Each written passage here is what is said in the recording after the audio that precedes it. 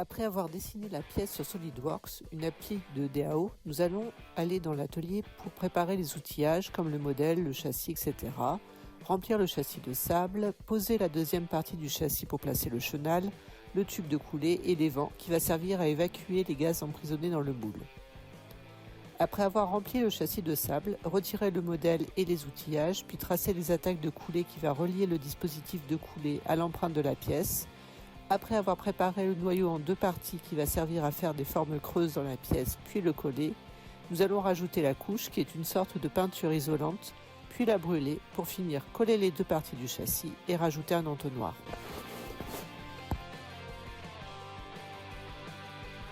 Au niveau de la coulée, on doit d'abord allumer le four.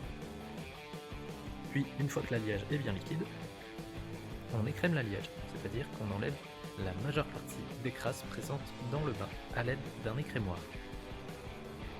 Et ensuite, on peut couler dans le moule, tout en empêchant les dernières crasses de tomber dedans.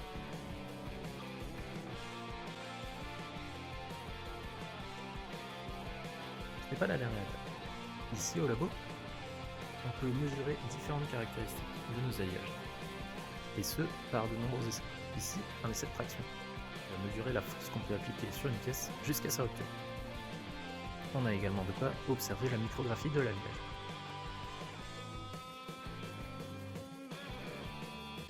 BTS Fonderie est un diplôme national Bac+2. Il est accessible à toutes et tous les élèves qui ont obtenu un bac professionnel général ou technique.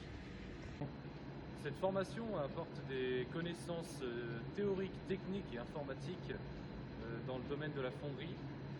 Et pour les poursuites d'études possibles, on a du simple bac plus 3 jusqu'à bac plus 5 en école supérieure de fonderie.